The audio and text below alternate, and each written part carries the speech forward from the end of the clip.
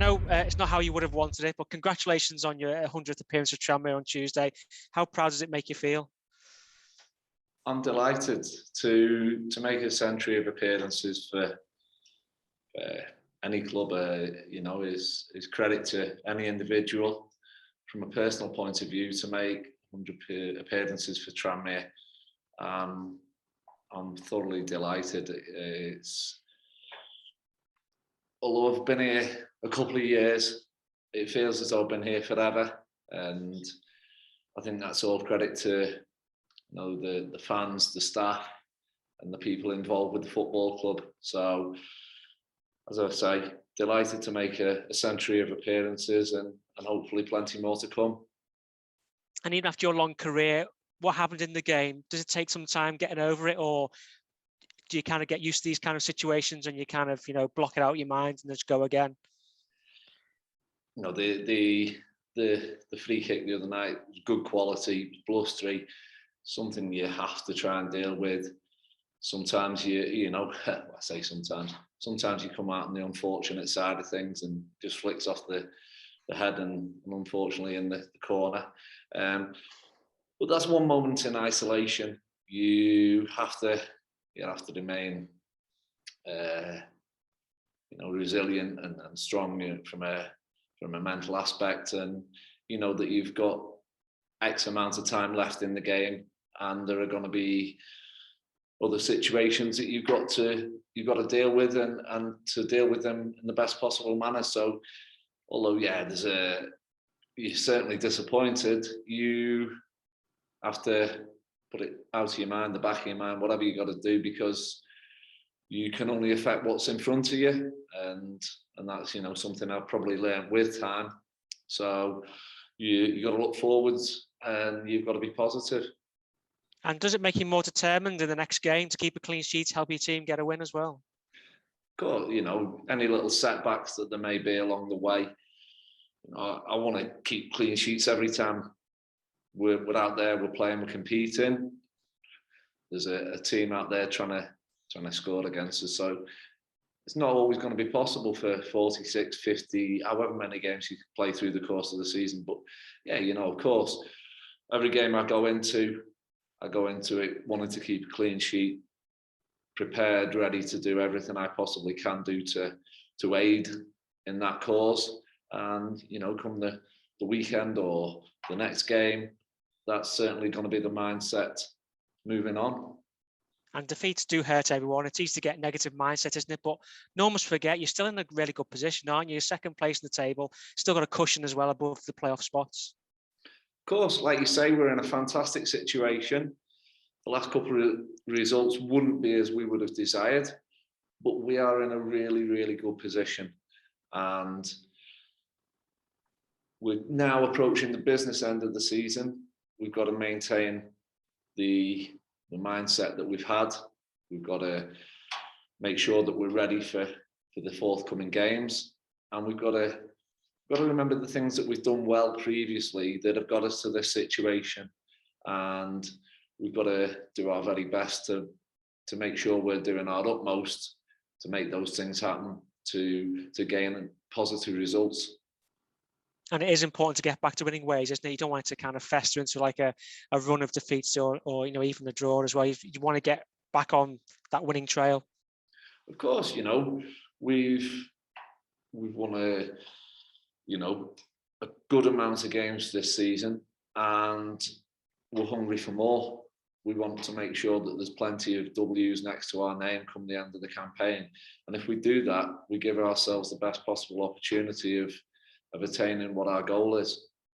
And you've bounced back from defeats this season, none more so than against Forest Green the other week.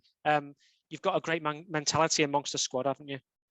Yeah, as you say, we've a mentality amongst the group that is really good. And when you have setbacks in football, in life, in whatever circumstances, your mindset plays a massive part in it.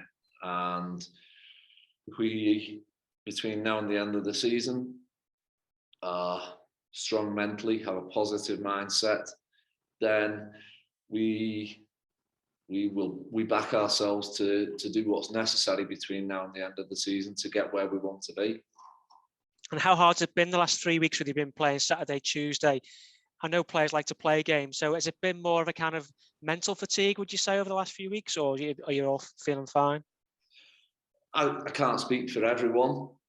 From a personal point of view, this is a piece of cake in comparison to last season. I think we went from the first week in January through to the 24th of April every Saturday, every Tuesday, every 3 days. So that was certainly a tough ask. Yeah, we've had 3 weeks of it, but between those games, again, you've got to make sure that your nutrition's right, your hydration's right.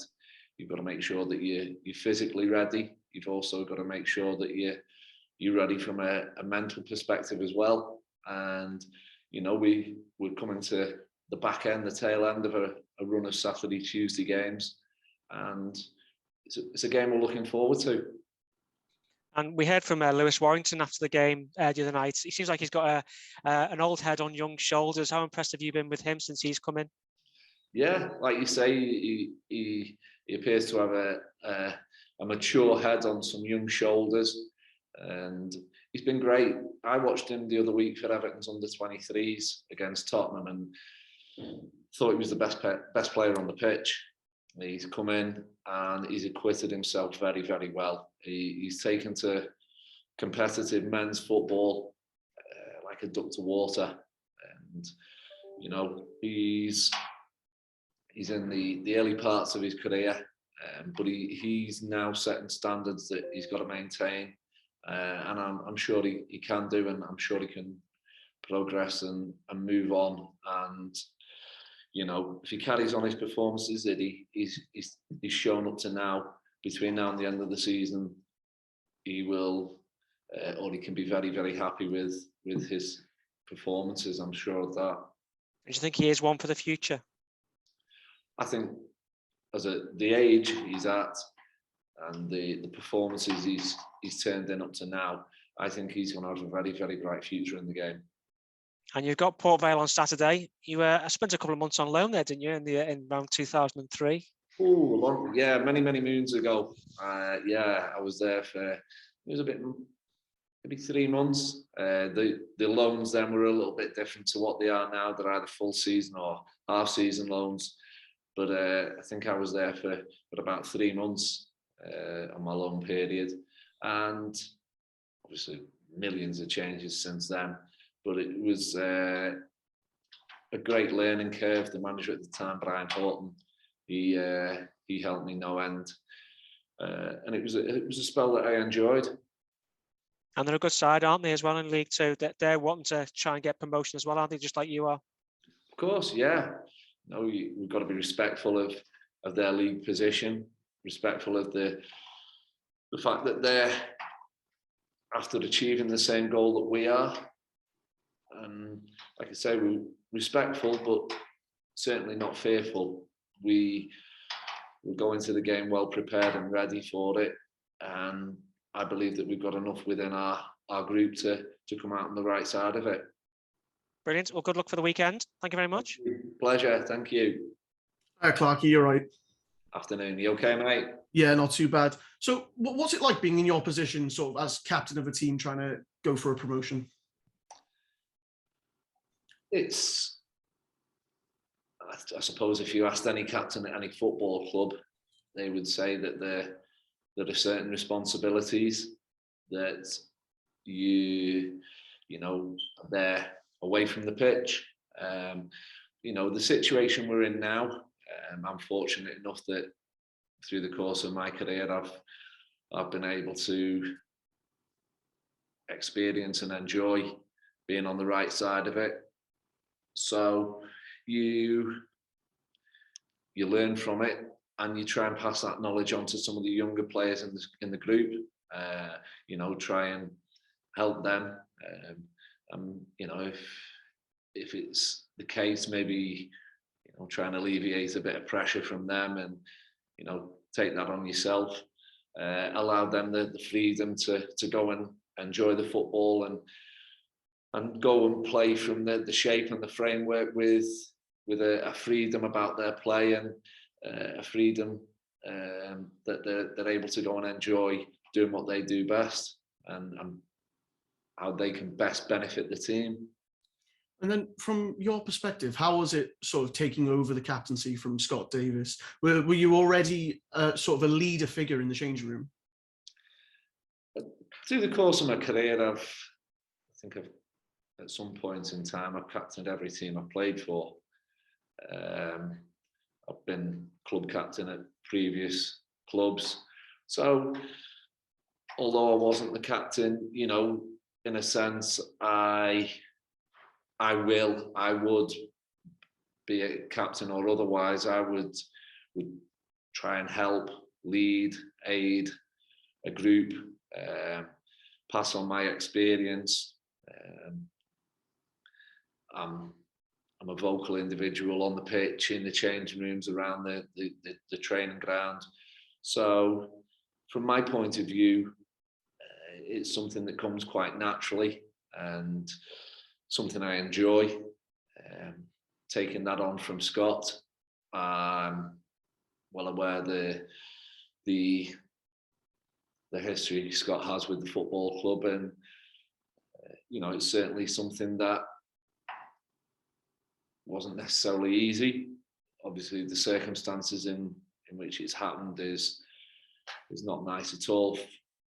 Certainly for Scott, but from our point of view as players that are still here, you know, Scott's been a fantastic servant to the club and deserves all the credit that he gets. You know, so there's been plenty of conversations between myself and Scott, and you know, although he's in a sense retired and isn't out there playing, he's still a role to play and is playing that. And we talk regularly. So I think there's probably a communal, a joint effort, you know, and he's obviously his rehabilitation to get on with and giving himself the best opportunity of recovering the best he can.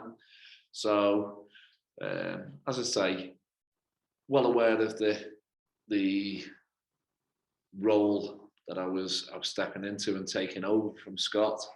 But in a sense, he's been fantastic as well. But it's something from a personal point of view I thoroughly enjoy, and you know, I feel honoured and privileged to be the captain of such a fantastic football club, you know, representing fantastic supporters and everyone involved with the club as a whole.